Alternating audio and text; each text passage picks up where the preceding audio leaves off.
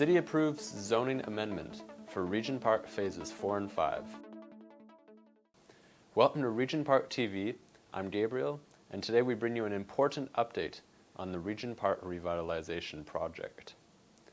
On December 4th, 2024, the Toronto and East York Community Council, chaired by Councillor for Ward-13 Chris Moise, approved zoning amendments for phases 4 and 5 of the project at 325 Gerard Street East. These amendments, recommended by the Director of Community Planning, address critical city infrastructure needs while creating opportunities for additional housing. This decision will move to City Council for final approval on December 17, 2024. Community members from Regent Park participated at the meeting, emphasizing the importance of housing affordability and the revitalization's impact on local residents. The proposed changes include adjustments to allow necessary setbacks from city infrastructure and additional building massing, creating new opportunities for a range of housing options, a vital step in addressing the diverse needs of Regent Park's growing community. Now, let's take a closer look at the meeting and hear directly from those shaping Regent Park's ongoing transformation. Item 18.7, 324 Gerard Street East, Regent Park phases 4 and 5, city-initiated zoning bylaw amendment. We have speakers on this item. First speaker up is Wali Kogali Ali. Okay, thank you, Councillor Moise and members of Council. I just want to quickly speak to this item, and I want to thank folks who have registered to depute. So I really appreciate the folks that have are online and hopefully in person that will speak to this item. So just want to start off by saying my name is Walid Kogali Ali, and I'm here representing the Regent Park Neighborhood Association, which serves over 17,000 residents, including market, homeowners, social housing tenants, and community members in Regent Park. Thank you for the opportunity to speak about the proposed zoning bylaw amendment for Regent Park phases 4 and 5. I want to emphasize the community's concerns and our recommendations to ensure this redevelopment reflects Regent Park's vision as an inclusive, equitable, and an affordable community. The first item that I want to speak to is balanced housing mix and delivery of RGI units. At the February 29, 2024 Regent Park Community Update meeting, Toronto Community Housing Corporation made a commitment to a balanced 50-50 mix of rent geared to income and market units for any additional housing. Unfortunately, the current proposal includes 98 additional market units with no new RGI units, breaking this promise. The Housing Issues Report outlines 637 affordable units under the OPA 558 income-based affordability definition.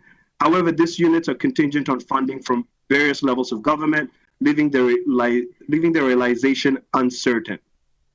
Our recommendation is to allocate at least 50% of the proposed 98 additional units as RGI units to restore balance and uphold commitments, prioritize securing funding for the full 637 affordable units planned for phases 4 and 5.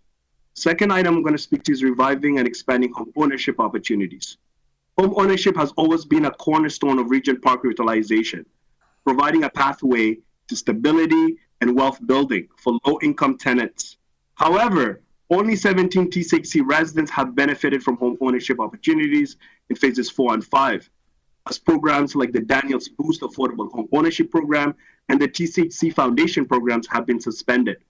We are encouraged by Daniels Corporation's recent announcement of a $5 million commitment to the Partnership for Affordable Home Ownership Program, which has enabled 9 current or former TCHC residents to become homeowners at Daniels on Parliament.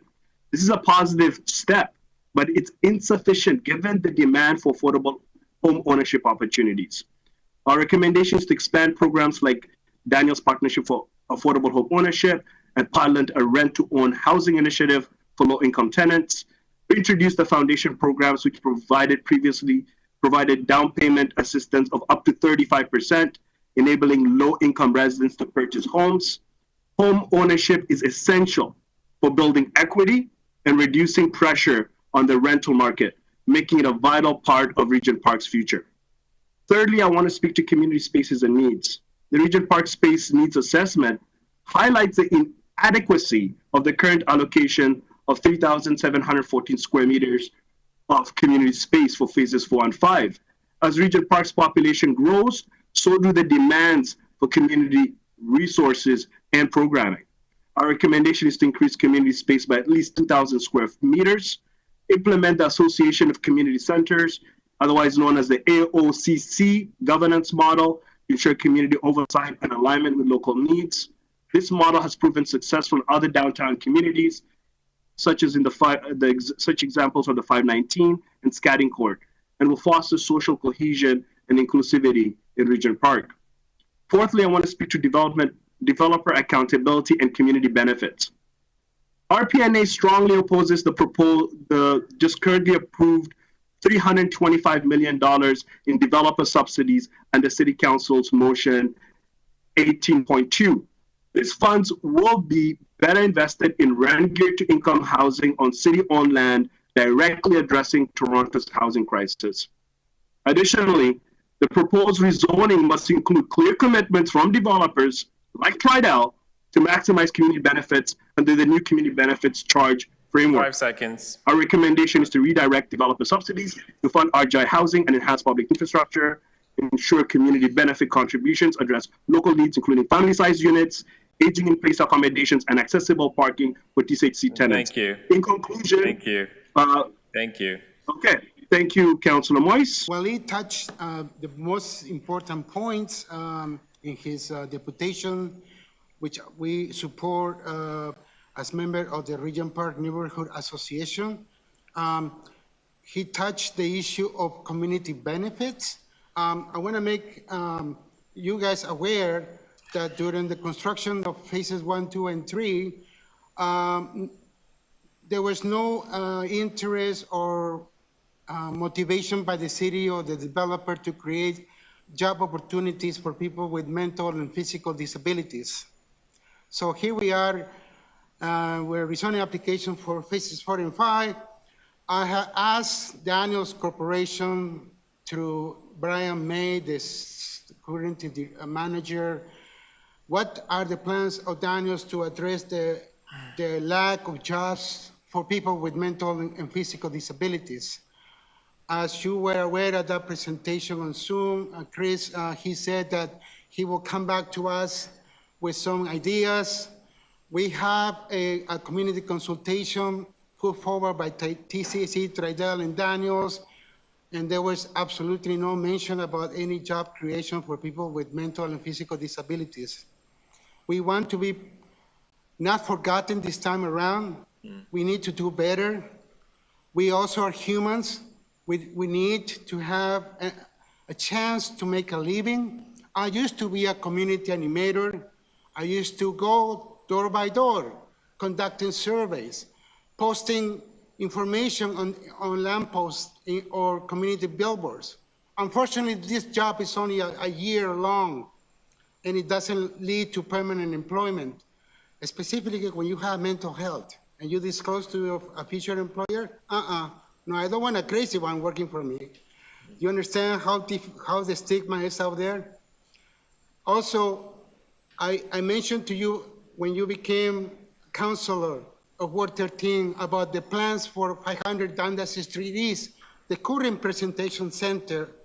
It should have become by now, a long time ago, a housing for the people of Regent Park, but it has been empty for 80 years as a sales office. And now we have an opportunity, perhaps the mayor and Doug Ford and Justin Trudeau can make serious commitments and turn this land into the first indigenous co-op. I disagree with the plan put forward by Daniels of mixed housing. Come on, we don't need more empty condos up in the sky. There is an over surplus of condos. We need to have those promises made every September for Truth and Reconciliation. What are you gonna do about it? So why don't you take that land back, 500 Dundas Street East, and turn it into reality for the people of First Nations of this land. They deserve housing. And currently, Daniels has not yet selected who is going to be in partnership to develop this land. So I will say, put that aside. Let's go to the government. Let's go to Uncle Doug Ford, Uncle Justin Trudeau, and let's ask the mayor. Let's do this for the benefit of the community of indigenous people living in Regent Park and beyond. And priorities for home ownership, I strongly support as many residents of the community are moving out of Regent Park, and it's sad to see that to happen, because there is a limitation as to how many units of TCHC are in the community. Right now, we are representing 30% of the community makeup, 70% are condominium owners or renters. So we have become the minority, and the children that are growing up, they don't have the same opportunities, and we should encourage Daniels, Tridell, the city, Uncle Doug Ford, Uncle Justin Trudeau, please give us the money so we can have RGI units and be balanced, 50-50, and address the issues, please, of lack of jobs for people with mental health and physical disabilities, because it's shameful. We always talk about it, but we never put it in action. Thank you. Thank you, Miguel. Any questions for Miguel? Members of the Toronto and East York Community Council, I hope folks can hear me well.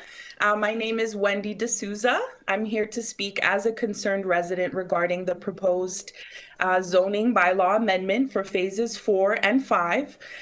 Regent Park, as you all know, represents a very vibrant and diverse community, and its redevelopment must continue to prioritize equity, inclusion, and long-term sustainability. I will focus my comments today very quickly on 3 key priorities. The first priority, pathway to home ownership. Home ownership is a vital pathway to stability, equity building, and long-term security for tenants. In 2023, the mayor committed to a 200-unit rent geared to income home ownership pilot project after the meeting with the Regent Park residents on June 3rd, 2023.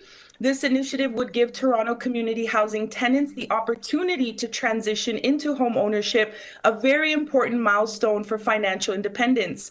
I urge the council today to prioritize this project and expand partnerships with federal and provincial governments to secure the necessary funding for affordable home ownership programs. And without such opportunities, many tenants in Regent Park may never have the chance to build stability and wealth. The second key priority is having a balanced housing mix. The Regent Park's redevelopment has always aimed to create a balanced and inclusive community. To achieve this goal, it is imperative to ensure that 50% of the additional units in phases 4 and 5 are rent geared to income.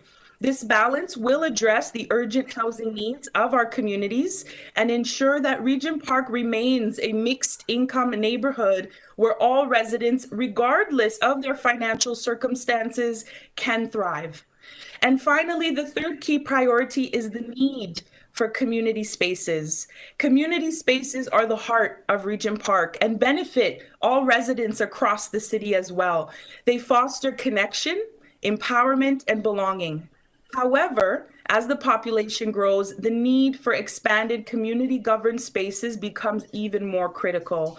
I strongly advocate for an additional 2,000 square meters of community-governed space that reflects the diverse needs of Regent Park residents. These spaces could be governed or should be governed under models like the Association of Community Centers, ensuring effective oversight and accountability to the community. In closing, Regent Park is not just a redevelopment project, it's a community. It's a home and it's a legacy of equity and inclusion. I urge the council today to support these priorities: the 200-unit rent geared to income home ownership pilot project, a balanced housing mix, and expanded community spaces. These measures will ensure that Regent Park continues to be a beacon of opportunity and inclusion for all. I want to thank you all for your time and really considering these critical recommendations the future of Toronto, not only for our generation, but for 7 generations to come. Thank you all so much for your time today. Thank you. Any questions for the deputant? Seeing none, thank you. Jason Randall, are you here? Rabia Al-Sabi? Rabia Al-Sabi? Good morning. To the members of the Toronto and East York Community Council, thank you for this opportunity to speak on this item regarding the Regent Park rezoning phases 4 and 5. As a resident and also an advocate for Regent Park, for the last 10 years, I would like to emphasize on the critical need to prioritize affordable housing for local residents as a part of the redevelopment for phases 4 and 5. Regent Park is a community rich in diversity and resilience, but also where residents face significant economic challenges. For decades, Regent Park home for affordable housing for many newcomers and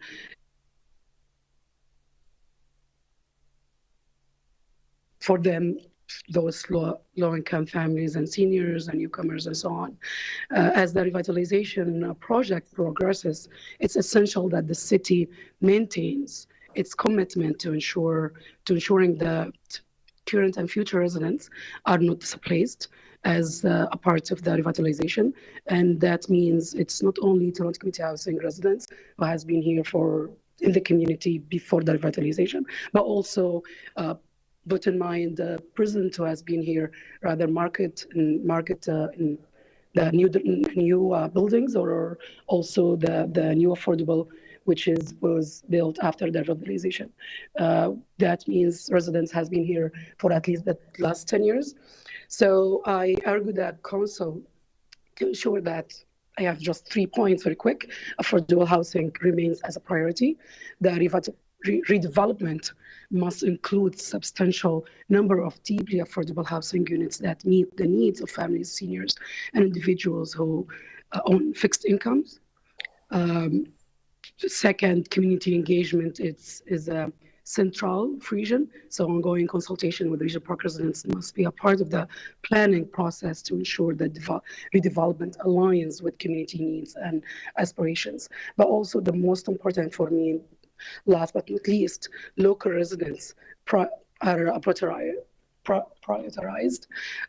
Priority access to new housing opportunities should be given to, as I mentioned, market residents who have lived in region at least for the last 10 years, and they have contributed significantly through volunteer work and community advocacy, as well as to Toronto Community Housing residents who are currently underhoused who live in affordable housing buildings in region. So affordable housing is not just about providing shelter, it's about creating stability, opportunity, and equity by prioritizing affordable housing for Regent Park residents. The council has a chance to uphold the principles of social justice and inclusion while fostering vibrant, cohesive and cohesion community. Thank you for considering this important matter. As a resident, I really appreciate that, and many others. I trust that the council will make decisions that honor the legacy and future of Regent Park as a community for all of us, and you and all residents. Thank you so much. Thank you. Any questions for the deputant? Seeing none. Thank you. Good morning, Mr. Chair, members of the community, and everyone else.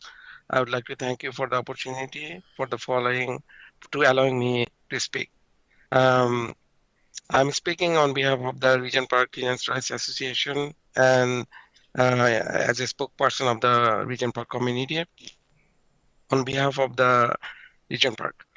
I am a few of the previous spokespersons already mentioned that 3 most important points. I'm emphasizing on those 3.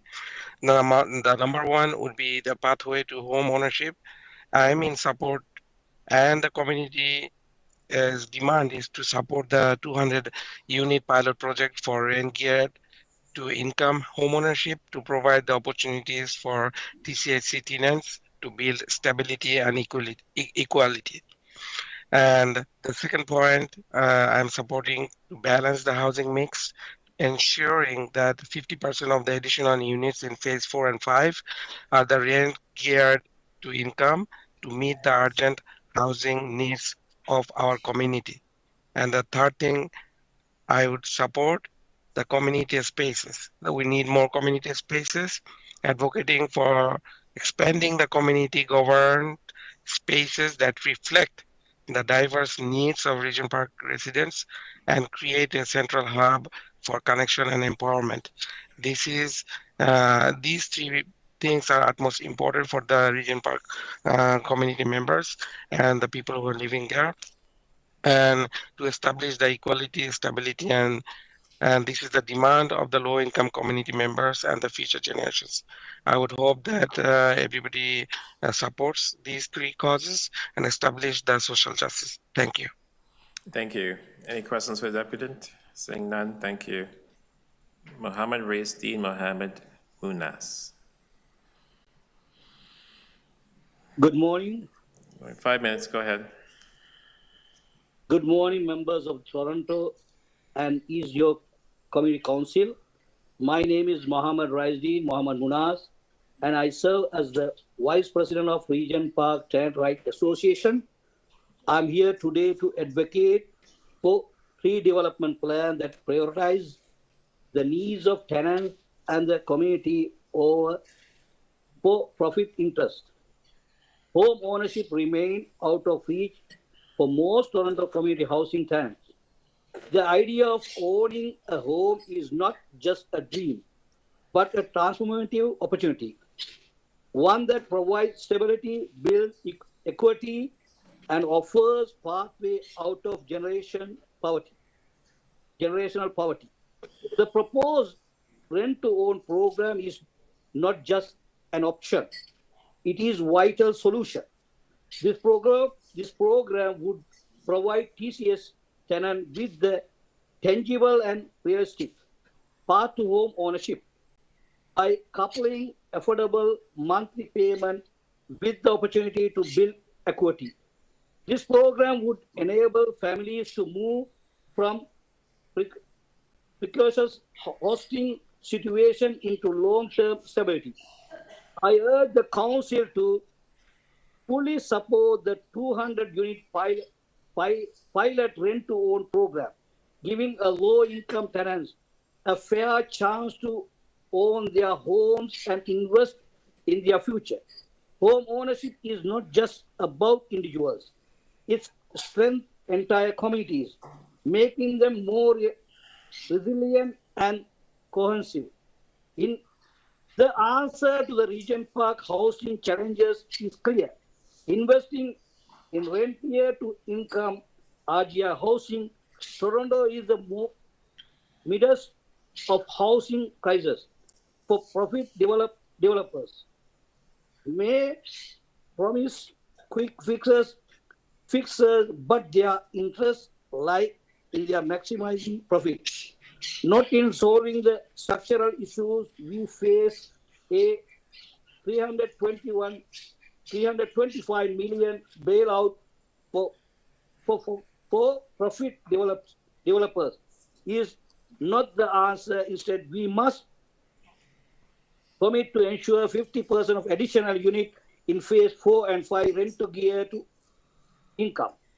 This commitment will directly address the urgent need for deeply affordable housing while preserving the vision of Regent Park as an inclusive and equitable community. Public funds should serve the public good, not pay the profits of Regent Park was revitalized to create a diverse, inclusive, and thriving neighborhood as redevelopment process.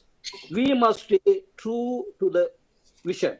This means investing in solutions that uplift tenants, provide long-term stability, and prioritize affordability. Allowing developers to decade, the terms and redevelopment will only accelerate equality and displacement. Instead, we must focus to tenant-centered solutions such as expanding RGI housing and home ownership program that empower families to remain in the community. The redevelopment of Regent Park is first vote as decision makers. You have responsibility to ensure that this community remains a beacon of equity and inclusion. By supporting the rent-to-own program, prioritizing investment in RGI housing, you will be making a stand for what is right and just. The residents of Regent Park do not need bailouts for for-profit developers. We need to build people-centered solutions that create pathway to stability, equality, and community cohesion. Thank you for your time, and I urge you to make decisions that reflect the true spirit of Regent Park. Sincerely, Mohammed Raisdeen, Mohammed Munas, Vice President, Regent Park and Rights Association. You know, when we were started this program long time ago, so there was they bring the issue for they're going to develop for the RGI people, but we see some advantage, some disadvantage. Please do something what we are requesting to consider about the people who are the Thank you. RGI unit people, rent-to-own income people. Please. Okay. Thank you. Thank you. Any questions with Deputy? Seeing none. Thank you so much for coming in today. Cindy May. Good morning, good afternoon, everyone. My name is Cindy May Dappa. I am a registered social worker and a current Masters of Social Work candidate. But before any of these elements of my identity, I am a former Regent Parker. Today, I am speaking in support of the Regent Park community to advocate for a redevelopment plan that stays true to our shared vision of equity and inclusion and opportunity for all. As a Regent Parker who had been moved out of the community, I continue to stand with the community that has helped shape my morals, values, and demonstrated longstanding value and hope and resilience of Regent Park. As we move forward with phases 4 and 5, we have an opportunity to solidify that vision by addressing critical housing and community needs. In relation to the home ownership proposals, home ownership is not just about acquiring property. It provides stability, equity, and breaking the cycle of poverty for low-income families. Historically, in the late 1970s, the opportunity for home ownership was proposed and provided to then residents of Regent Park. As the demographic of Regent Park changed in later years and socioeconomic changes within the entire city, this opportunity for home ownership was not presented. However, as we have seen, this opportunity presented itself once again through the Daniels Boost Affordable Home Ownership Program, in which 17 TCHC residents have been able to obtain home ownership. I urge this council to support a pilot project for RGI home ownership. This will provide low-income tenants with the opportunity to have more than just hopes and desires, but a tangible opportunity for these dreams to come true. These initiatives are essential for building wealth, reducing dependence on rental markets, and fostering long-term community stability by breaking barriers and breaking down the stigma associated with Regent Park. Moreover, in relation to the revitalization, as proposed, it was being grounded for a new opportunity to its community members in an effort to remove stigma. In relation to continuing to remove this stigma, I strongly advocate for 50% of the additional units in phases 4 and 5 to be allocated to rent geared to income housing.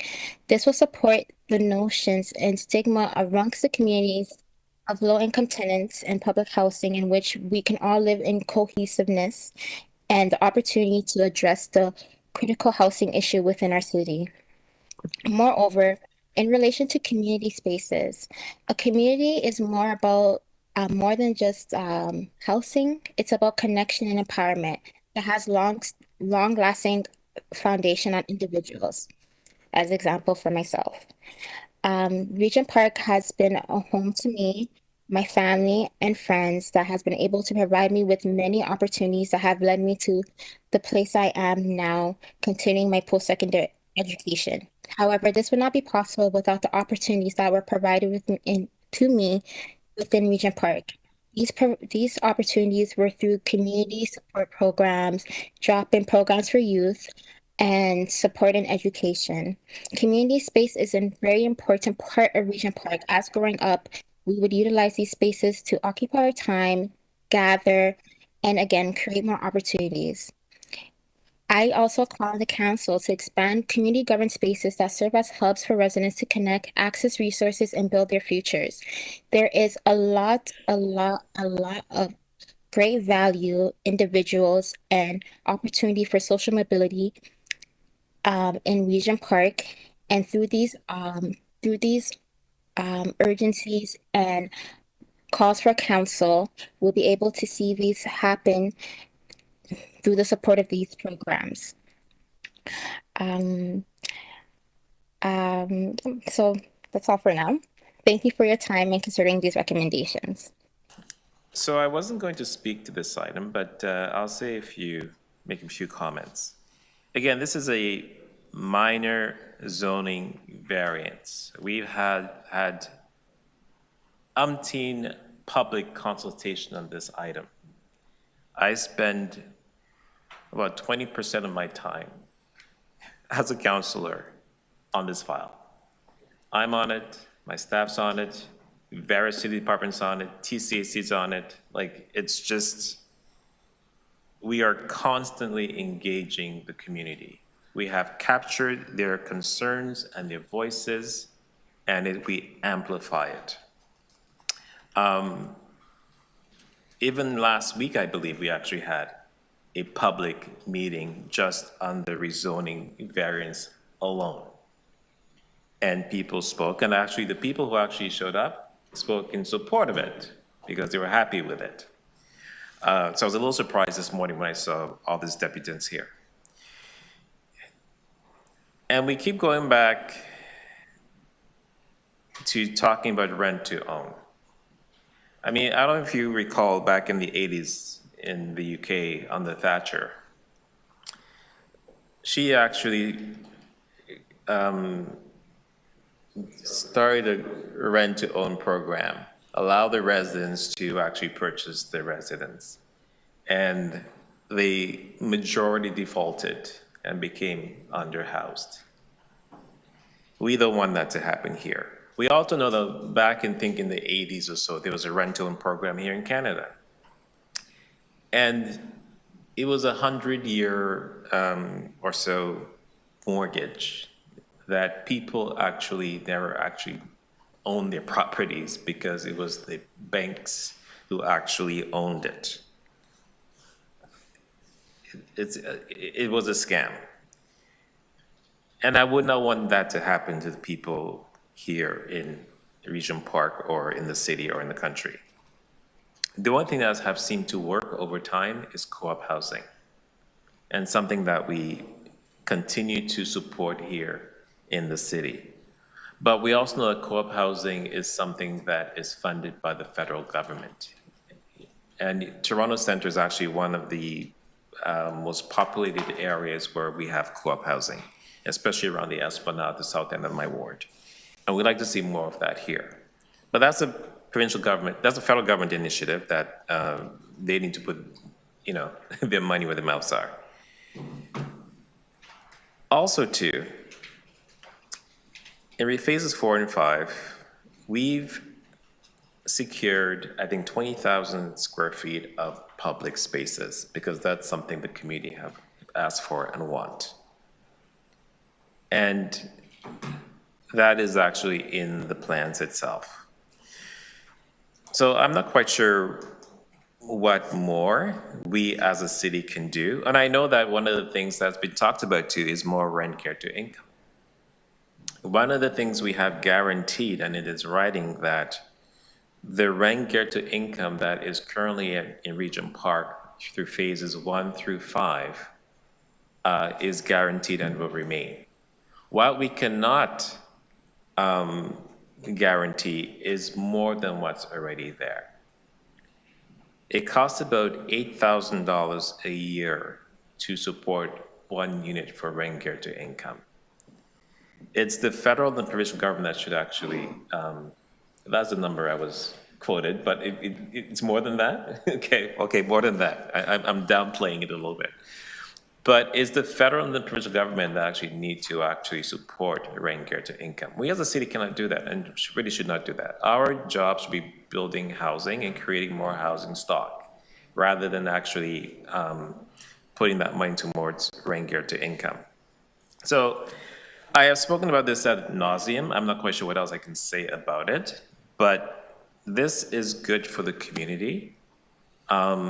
Since I've been here, we've actually increased more housing in phases 4 and 5, I think to an additional 800 plus more units of affordable units. It's not rent guaranteed income, but affordable units. So we're really pushing the boundaries on this file. So I hope that people are listening to the experts around the table and not people that are giving them misinformation. On that note, you want to speak?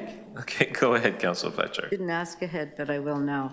Thank you, Councillor Moise, because you've picked up this such an important project, the Regent Park redevelopment, which had its early roots 2005, so it's been ongoing for 20 years or so, and will continue to be going for a number of years. The interesting, that was phases 1, 2, 3, 4, 5. Not all redevelopments have so many phases. They may have 1 or maybe 2. Lawrence Heights has a few, but Regent Park is truly the queen of all TCHC redevelopments because of the number. And I think it's helpful for you, hoping that people that were making deputations or others who are listening are able to understand this journey that Regent Park redevelopment has been on, because originally it was only the replacement of the 2,500 Regent Park units plus 5,000 new condos. Things have shifted so dramatically over that time, and that was how it was proposed because it was brand new. When it was first proposed, there was a real question as to whether or not it could be successful, whether or not people would move into a condo in Regent Park. There was a stigma, which has been broken down completely. It is a very vibrant new community with so many things that you are shepherding into its last final phases, Councillor Moise. But I just want to draw everybody's attention to the fact that when discussions were underway, there had to be a 4 and 5. The model for redevelopment for Toronto community housing is that the private market homes pay for the replacement of the rent geared to income homes. That's the model. There's no secret money or other money somewhere. That's the foundation. That has been from start to finish how that has worked. If there are other dollars from the federal government, then that can go to lowering the affordability of the affordable housing, of the market, adding affordable. And you'll remember that the Auditor General in 2017 had a report that chastised Toronto community housing and said, you have so much land, like let's take Lawrence Heights, which has 100 acres. And in the development proposal, there was only 1 new affordable home that was being proposed. So that was a watershed moment to, if you're building, add more. And under the leadership of Councillor Moise, Councillor Wong-Tam, Deputy Mayor McConnell, that has been the model, and the city to include affordable housing into the model. And of course, had to add and increase the density from the original, which was quite low density for the market homes. The number of RGI units, as you pointed out, Councillor Moise, they're static. It's not as if we can just pick new ones. So if you're going to take RGI out of the system, you have to replace RGI. The model in Toronto for redevelopment is unlike any model anywhere else in the world, in the US and other places, where they can lessen the number of rebuilt RGI units and they can give people vouchers, such as in Chicago. They did not rebuild all of those units. They have vouchered people into other parts of the city. Our requirement is one-for-one replacement in every redevelopment, whether it's Wood Green, whether it's Toronto Community Housing, and the number of RGI units can only be increased by the province. Now, recently, through a housing secretariat, RGI units can be transferred. So a building that might be all 100% RGI can have affordable units moved in, and those RGI units moved to blend and create different blends of housing in many different places that are public housing. So it's all a bit of it's great. People are thinking in a forward way. There's no magic formula. There's no magic money. There is a number of RGIs, and so I appreciate, Councillor Moise, your constituents asking to build 100 affordable or home ownership. That would mean that 100 new RGIs would have to be built, because our model is every time you take an RGI unit out of the system, you must replace it. And I'm not sure, I know those who have been involved in that redevelopment for many years know that, your tenants and others in the community, but I think we all need to be reminded of that from time to time. So thank you for allowing me 5 minutes. Thank you. But to mention as well, you know, the reason why this is before us is because we found out there is a vortex below the Regent Park, Gerard area that comes from Councillor Matlow's ward, from Yonge and Eglinton, that actually feeds right through the core of the city down to Regent Park. That cannot be disturbed, otherwise we're all in big trouble. Anyways, I'm going to move staff's recommendation. Do I need to post it, or is it good? Do you need to post it? No, we don't. Just okay. I'm going to adopt staff's recs. All those in favor? Opposed? Carried. Thank you. Okay, the next item is item 8. T 18.8, 307 Sherburne Street Official Plan and Zoning Bylaw Amendment application. Seeing no speakers on the... Anyone wants to speak on the item? Seeing none, that's what I was alluding to. Seeing none, I'm going to adopt staff's recommendation. All those in favor? Opposed? Carried. Thank you so much for watching. Don't forget to like, comment, share, and subscribe to our YouTube channel. Also follow us on social media, and for more information, check out our website.